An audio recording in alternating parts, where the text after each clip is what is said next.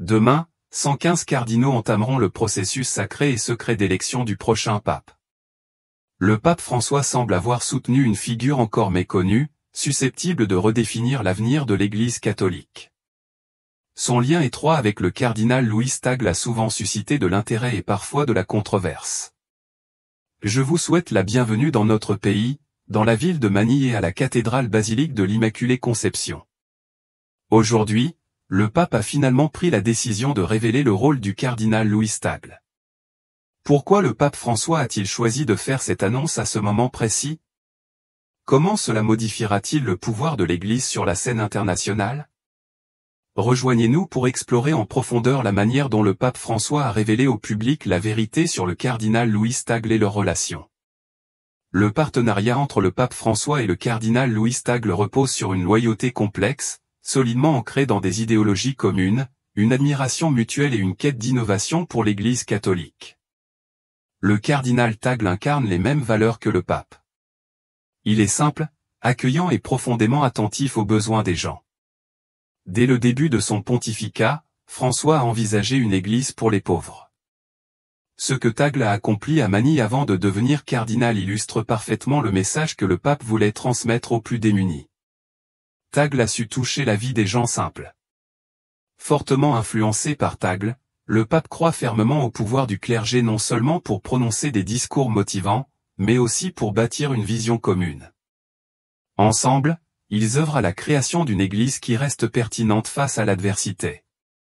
Leur partenariat a atteint des sommets opérationnels lorsque Tagle a été nommé préfet de la Congrégation pour l'évangélisation des peuples en 2019. Le pape François a désigné le cardinal Luis Antonio Tagle comme nouveau chef de cette congrégation. Cette position, souvent appelée le « pape rouge », confère un pouvoir significatif, y compris une autorité sur l'activité missionnaire à travers les continents. En confiant à Tagle cette position importante, le pape François laissait entendre qu'il comptait sur lui pour développer davantage l'évangélisation catholique, en particulier en Asie, en Afrique et en Amérique latine. Ces continents sont appelés à jouer un rôle clé dans l'avenir de l'Église catholique. La relation entre le pape François et le cardinal Tagle n'est pas uniquement professionnelle. Tagle incarne des valeurs que le pape François défend, comme la compassion plutôt que la doctrine, le dialogue plutôt que la polarisation, et l'action plutôt que les paroles. Les deux leaders partagent des expériences de confrontation à l'hostilité des factions traditionalistes, ce qui a renforcé leur vision d'une Église enracinée dans l'amour. L'humilité et l'humanité du style de leadership de Tagle s'alignent étroitement sur les idéaux du pape François. Par exemple, lors du typhon Haiyan en 2013, la réponse rapide et pleine de compassion de Tagle face à cette calamité a laissé l'impression d'un leader engagé pour une Église de la miséricorde. Au-delà de ses œuvres caritatives, la compétence théologique de Tagle, notamment dans le domaine de l'évangélisation inclusive, a fait de lui un modèle pour les catholiques progressistes du monde entier. Le pape François a maintes fois souligné que le leadership de l'Église ne peut rester confiné au cléricalisme, mais doit s'étendre aux oubliés et aux marginalisés. Récemment, les commentaires du pape François ont soulevé des questions sur la position de Tagle au sein de la structure du Vatican. Bien que le pape n'ait pas exprimé directement sa vision à long terme pour le cardinal, leurs efforts coordonnés suggèrent un chemin bien planifié. L'ascension de Tagle, des rues de Manille aux couloirs du Vatican, est une histoire inspirante de vie pleine de sens. Né en 1957 aux Philippines, il a grandi profondément enraciné dans sa communauté et dédié à aider les pauvres. Doté d'une intelligence extraordinaire et d'une âme compatissante, il a choisi d'étudier la théologie et est devenu l'une des figures majeures de l'Église catholique. Le parcours de leadership de Tagle a officiellement commencé lorsqu'il est devenu archevêque de Manille en 2011. Les travailleurs philippins à l'étranger ont salué la nomination de l'archevêque Luis Antonio Tagle en tant que cardinal. Beaucoup ont vu dans ce rôle une opportunité de relever les défis liés à la gestion de l'un des plus grands diocèses catholiques du monde. Tagle s'est rapidement imposé comme réformateur, évitant le matérialisme et la cupidité typiques des dirigeants du passé. Il s'est concentré sur le soin de l'Église et de ses fidèles, le travail missionnaire et la quête de justice. Les sermons de Tagle sont touchants et émouvants, résonnant avec les expériences de vie de millions de personnes. Cela l'a rendu extrêmement populaire, lui valant le surnom de « François de l'Asie ». son ascension sur la scène internationale s'est poursuivie à travers une série de promotions, renforçant encore davantage son influence au sein du Vatican. En tant que président de Carita Internationali, une organisation caritative catholique active dans 165 pays, Tagle a soutenu des campagnes contre la pauvreté, la faim et le changement climatique. Sa capacité à faciliter la communication entre des cultures et idéologies diverses a encore démontré son leadership exceptionnel. L'Église a choisi le cardinal Louis Tagle pour diriger ses efforts d'évangélisation. Sa nomination comme préfet de la Congrégation pour l'évangélisation des peuples en 2019 a marqué un tournant. Cette position l'a placé au cœur de la mission de l'Église visant à répandre l'Évangile dans le monde entier. Tagle a montré une grande appréciation pour les différences culturelles et a participé activement à la réorganisation des stratégies d'évangélisation de l'Église, particulièrement dans les pays non occidentaux comme l'Asie et l'Afrique. Que signifie une telle popularité ? La réponse réside dans sa capacité à mobiliser et diriger. Ses manœuvres diplomatiques, combinées à un esprit théologique solide, ont fait de lui un leader capable de gérer les complexités de l'Église. Alors que l'influence de Tagle au Vatican grandit, les spéculations sur son avenir se multiplient. Pourrait-il occuper un rôle encore plus important, voire devenir candidat à la papauté? Et si cela arrivait, à quoi ressemblerait une Église sous sa direction? Sous la direction du pape François, l'Église catholique a recentré son attention sur les marginalisés, souvent désignés comme une « Église pour les pauvres ». Cette vision a grandement bénéficié du soutien du cardinal Louis Tagle. Ensemble, ils plaident pour la justice, la bienveillance et la compassion dans la société. Le pape François souligne le rôle de l'Église en tant que sanctuaire pour les exclus, et le cardinal Tagle incarne pleinement cette mission. En tant que président de Carita Internationali, il a supervisé des campagnes contre la faim, offert un refuge aux réfugiés et affronté les défis du changement climatique. Sa capacité à mobiliser des ressources et à inspirer l'action a fait de lui une figure clé dans les efforts caritatifs de l'Église. L'écoute est l'une des pratiques que Tagle met souvent en avant dans son travail. Si vous écoutez, vous vous disposez à aimer, et ceux qui aiment ne se fatigueront pas d'écouter, dit-il souvent. Contrairement au modèle conventionnel de pouvoir vertical, Tagle valorise la conversation et écoute activement, notamment les voix en périphérie. Cependant, cette focalisation sur les marges ne va pas sans controverse. Certains critiques soutiennent que lorsque le message de l'Église est présenté de cette manière, les causes sociales risquent d'éclipser les doctrines catholiques traditionnelles. Ils accusent le pape François et ses partisans de détourner les valeurs traditionnelles en privilégiant le politiquement correct. Malgré ces défis, le pape François et le cardinal Tagle restent déterminés. Ils comprennent que si l'Église ne s'attaque pas aux enjeux contemporains urgents, elle risque de devenir obsolète. En plus de ses efforts humanitaires, Tagle est en position d'avancer la vision du pape. Son travail visant à renforcer les relations interreligieuses témoigne de l'engagement de l'Église à promouvoir l'unité dans un monde de plus en plus divisé. En engageant un dialogue avec des personnes d'autres confessions, il promeut la tolérance et la coopération. À travers les visions du pape François et du cardinal Tagle, l'Église cherche à se connecter plus directement aux gens. Le catholicisme moderne est en train de se transformer sous nos yeux, reflétant leur mission commune. Cette focalisation sur les marges pourrait-elle signifier une nouvelle compréhension de la mission de l'Église dans un contexte de changement rapide? Derrière les visages pieux et l'apparence d'unité, une lutte silencieuse de pouvoir a toujours existé. L'Église catholique romaine a longtemps cultivé son autorité au Vatican, un lieu au carrefour de la tradition et de la culture postmoderne. Ces luttes se manifestent souvent sous forme de batailles idéologiques. Les tensions quotidiennes entre les réformateurs, comme le pape François et le cardinal Louis Tagle, et les conservateurs offrent un fascinant théâtre de conflits tacites. Le pape François a introduit des réformes significatives durant son pontificat.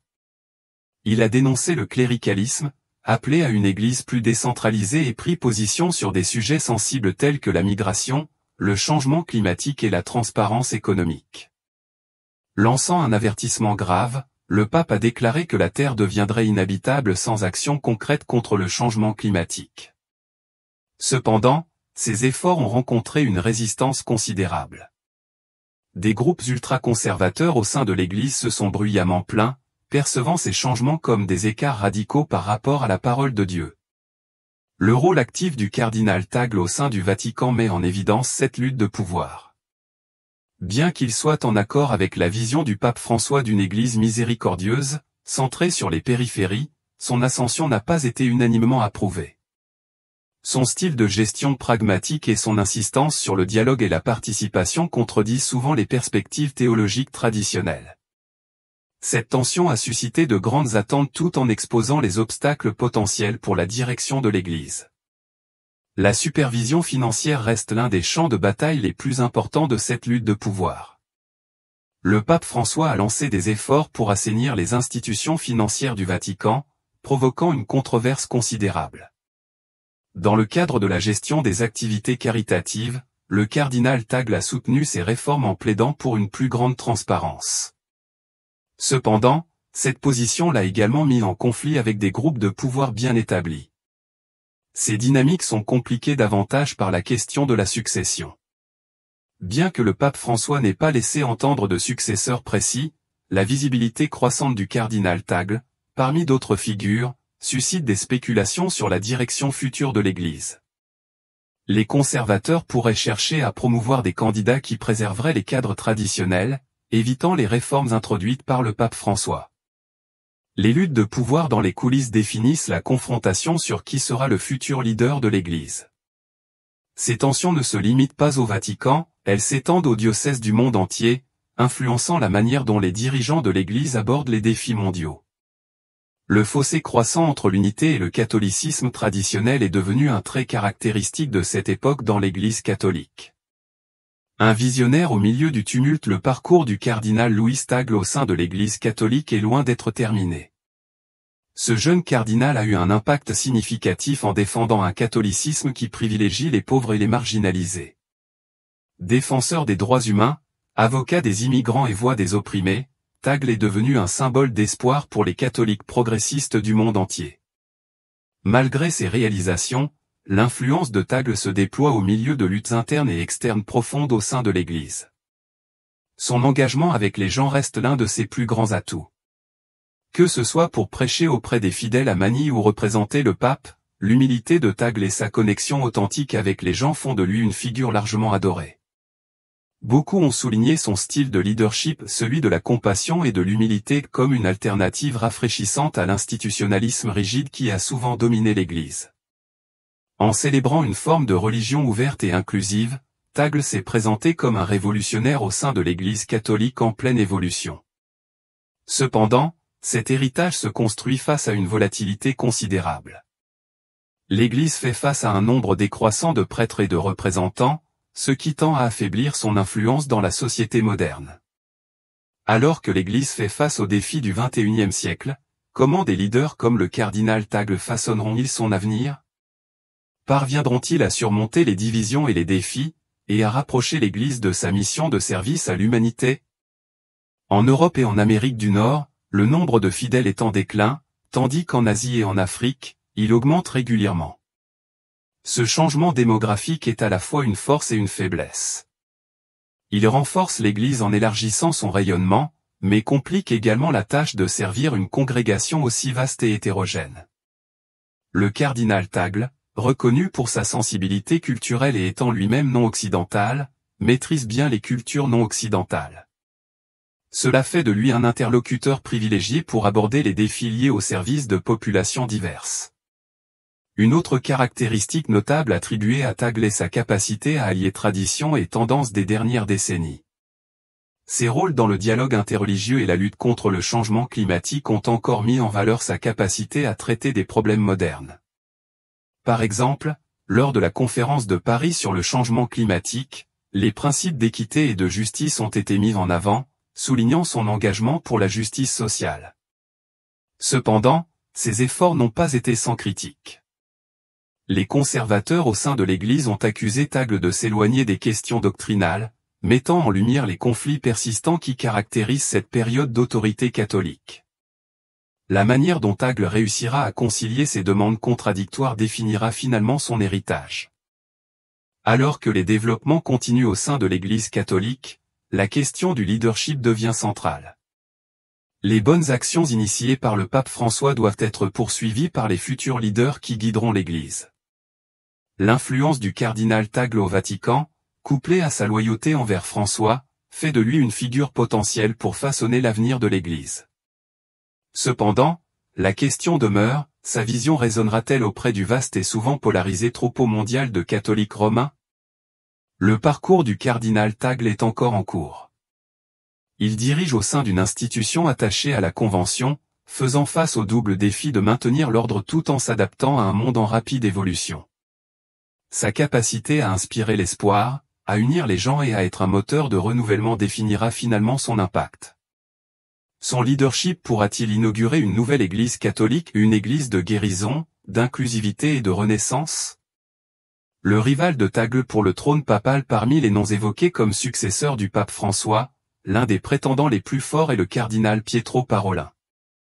Actuellement secrétaire d'État du Vatican, Parolin occupe un poste officiel de haut niveau supervisant la diplomatie et l'administration du Vatican. Contrairement à Tagle, qui a une approche pastorale et réformatrice, Parolin possède une expérience en diplomatie. Ses vues conservatrices et ses racines italiennes l'alignent avec le noyau traditionnel de l'Église catholique. Ayant gagné le respect des traditionalistes, Parolin a joué un rôle clé dans la définition des relations géopolitiques de l'Église tout en préservant son influence à l'échelle mondiale. Tandis que Tagle est perçu comme plus proche des périphéries, mettant l'accent sur l'inclusion et la compassion, Parolin est vu comme un diplomate stratégique, habile à naviguer dans la hiérarchie de l'Église. Il a construit des ponts et joué un rôle de médiateur entre diverses factions de l'Église, adoptant souvent une approche de compromis sur des sujets controversés. Ce pragmatisme lui a valu l'affection de ceux qui préfèrent un changement progressif plutôt que des réformes drastiques. Cependant, les critiques soutiennent que ces idées manquent de la créativité nécessaire pour relever les défis de l'ère moderne. Le contraste entre Tagle et Parolin reflète les contradictions plus larges au sein de l'Église moderne. Tagle incarne une approche tournée vers l'avenir, centrée sur les gens, mettant l'accent sur l'inclusion et l'action compatissante. En revanche, Parolin incarne les sensibilités traditionnelles et diplomatiques qui ont longtemps défini l'administration du Vatican. Pour beaucoup, ces divergences soulèvent des questions fondamentales sur la direction future de l'Église. L'avenir de l'Église dépend d'une question clé, quel type de leader est le plus désirable en ce moment? Le profil élevé du cardinal Parolin met en lumière la domination continue du clergé italien au sein de la bureaucratie du Vatican. Pendant des siècles, la papauté a été principalement dirigée par des Européens, en particulier des Italiens. Bien que le pape François ait rompu avec cette tradition en étant élu, la candidature de Parolin semble suggérer un retour possible à cette norme historique. Cela ajoute une couche supplémentaire de complexité à la question de la succession, soulignant la tension persistante entre la continuité de la tradition et les réformes de la nouvelle ère au sein de l'Église. Tagle et Parolin, malgré leur passion commune pour la mission de l'Église, représentent des approches contrastées du leadership. Leurs différences symbolisent les choix auxquels l'Église fait face pour choisir son prochain pape. Optera-t-elle pour un plus grand contact avec les gens ordinaires et les initiatives populaires, ou continuera-t-elle à maintenir la hiérarchie cléricale établie? Le résultat de ce choix déterminera l'avenir de l'Église catholique pour les décennies à venir. Les spéculations sur le successeur du pape François ont largement circulé dans les médias. La compétition entre le cardinal Tagle et le cardinal Parolin met en lumière les luttes internes que l'Église traverse. Comment ce concours se déroulera-t-il? Il ne définira pas seulement la prochaine papauté, mais aussi la capacité de l'Église à naviguer dans un monde de plus en plus polarisé et complexe. Que pensez-vous du cardinal Tagle en tant que nouveau pape? Selon vous, qui est le plus susceptible de monter sur le trône papal? Partagez vos opinions dans les commentaires ci-dessous. N'oubliez pas d'aimer, de partager et de vous abonner pour en savoir plus. Cliquez également sur la prochaine vidéo affichée à l'écran, vous ne voudriez pas la manquer.